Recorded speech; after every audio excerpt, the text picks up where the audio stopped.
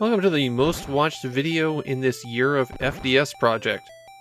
Yume Koujou Doki Doki Panic is a title that, even if you don't know Japanese, if you know classic video games, you're familiar with it. And yet, most people only know the game by what it became, not what it was. And the first thing you'll note is that Doki Doki Panic was published by Fuji Television, not Nintendo. I've actually already done this once before with All Night Nippon Super Mario Bros. The variant of Super Mario Bros. That used performers from a popular radio show that was only available as a contest prize or special item purchased directly through the Fuji TV shop. Doki Doki Panic was published by Fuji TV because it was a special production for Fuji TV. And it all comes back to the first part of the title, Yume Koujou. So what exactly is Yume Koujou? This gets a little bit complicated. In the early 80s, Fuji TV was basically running on inertia. Ratings were way down, people didn't care about Fuji TV programs anymore. To fix this, Kanoichi Haruo was made head of the network, and he triggered a creative revolution in the network in the mid-80s. With things going so well, he wanted to celebrate the turnaround and present his vision for the future. And the concept was an entertainment showcase that people could visit, acting as almost a mini World's Fair, and it was called Yume Koujou. This festival that ran for 6 weeks in the summer was such an enormous success that Fuji has regularly gone back to the concept. It hasn't been a continuous process. Just every 5 or 6 years, they decide to do summer festivals again for a few years. And then after 3 or 4 years, it goes away again. So what could you do at Yume Koujou? Well, there were pavilions from different Japanese companies demonstrating their wares. Sega's pavilion had remote-controlled cars with TV cameras on the front that you drove from an outrun cabinet. There was a short film that could only be seen at the festival that showcased cutting-edge special effects. The debut of a new musical group that was named after the festival. And of course, the reason that we're here, a new game for the Famicom Disk System. As part of Yume Koujou, Fuji TV came up with mascot characters, a family from a vaguely Arabian Nights-inspired setting, and they appeared on most of the things associated with the festival. These characters were the stars of Yume Koujou Doki Doki Panic, which is why Nintendo has never re-released this game in this form. Even in Japan, they just re-released the US version as Super Mario Bros. USA. There's actually quite a few differences between Yume Boken Doki Doki Panic and Super Mario Bros. USA. Obviously, all of the character graphics get changed, but there's a lot more happening than that. The plot of Doki Doki Panic is that the youngest children of the family, the twins Piki and Poki, get pulled into a picture book. The entire family jumps in after them to get them back. When you start playing, you have your choice of 4 family members. And if you've played Super Mario USA before, this will be both familiar and different. Familiar because you'll know the gist of what each character can do, but different because there's subtle changes to all of them. Some for the better, some for the worse. To complete Doki Doki Panic, all 4 characters have to defeat the final boss. And at the character selection screen, which appears between worlds, you can choose to take any character to any chapter that they've cleared, or a chapter following one that they've cleared.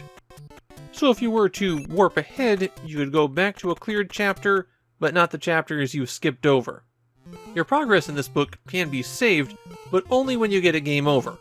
And if you're good at the game, then you usually wind up with 20 or 30 lives.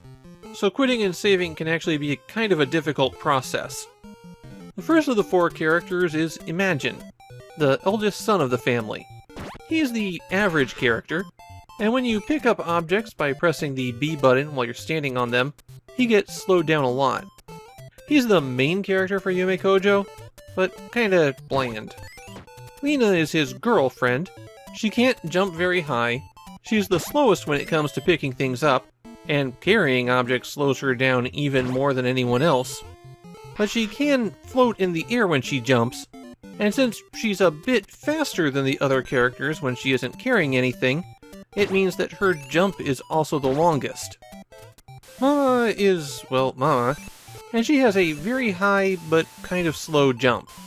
Since much of the game's level design revolves around making players take long routes to find vertical paths, she can bypass a lot of the game just through her jump height. Papa is the worst jumper of the family, but he's the quickest at picking things up, and he has a special ability that the others do not. When he's carrying an item, he moves faster. In Doki Doki Panic, there's no run button. That was added for Super Mario USA. So Papa's run speed actually comes in pretty handy. While Doki Doki Panic is a platformer, it winds up playing very differently from Super Mario Bros. Mainly that comes down to how you can stand on and pick up just about anything. Basically, if it's not spiky and it's not a boss, then you can stand on its head and hit the B button to lift it up. You can throw things that you're carrying to knock out enemies, and there's plenty of objects that you can carry around that have some additional ability. Things like the POW bricks taken straight from Mario Bros. That smash any enemy on the ground when they're thrown. There's also this face which, ooh, let's not do that. Yeah, it's a good thing they replaced that one with the turtle shell. One of the big things to watch out for is the magic lamp. When it strikes the ground, it creates a door, and that door essentially takes you backstage, flipping the screen, making it a silhouette, and possibly letting you find a heart. The hearts increase your maximum health by 1, as well as completely refill your health. Typically there's 2 of these hidden on every stage. And you'll want to find them because you always go back to a maximum of 2 health when you start the next stage. Also, while you're through the door, any plants that you find can be picked up for coins. And these coins are used when you complete a stage to play a much more primitive looking slot machine than you might expect that can grant you extra lives. At the end of most stages is Catherine, a bird monster that will spit eggs at you, and she acts as a mini-boss for most of the game. You end the stages by collecting the orb that comes out of Catherine. That causes the big face to open and you can climb inside. Defeating 5 or more enemies will get you a small heart floating up from the bottom of the screen, and that restores 1 health. Along those same lines, collecting 5 or more cherries causes a star to slowly float up from the bottom of the screen, and that will make you invincible for a few seconds. There's also a stopwatch that you can find by pulling up 5 big vegetables, extra lives that look like every character's face, and then there are the keys. If you're carrying one of those, then a tiny little face will chase you around, but it's not as threatening as the one that you'd find in Super Mario Bros. USA. The keys will unlock a nearby door for you. The final stage in every chapter, which will be the 3rd stage for all of them except the last chapter, ends with a boss where you'll normally have to find things in the environment to throw back at them. One more feature that you'll find as you wander around are pots. For most of these, you can press down on them to enter them and find things, but for some you can't enter them, and for most of these, if you find a lamp and bring it there, you can enter the pot while in the backwards world for a warp zone.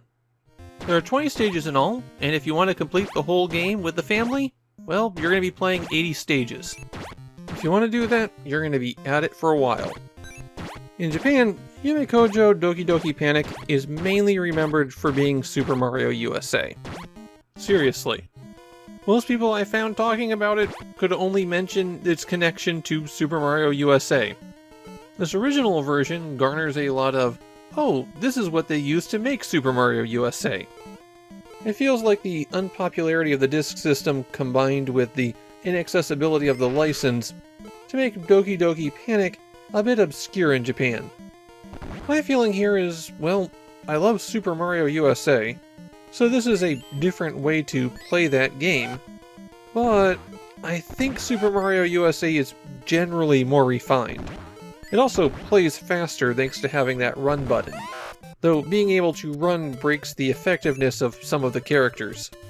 Why use the princess when Luigi jumps exactly the same distance and moves faster and lifts faster? And it makes Mario even less distinctive than Imagine is here. Doki Doki Panic feels like the beta test version of Super Mario USA. A late build where they were still working out some final ideas, and it's still quite good, it just doesn't have that last round of polish on it. It is absolutely worth checking out just for the comparison. It's just that I'd anticipate going back to the Super Mario version a lot more than this one.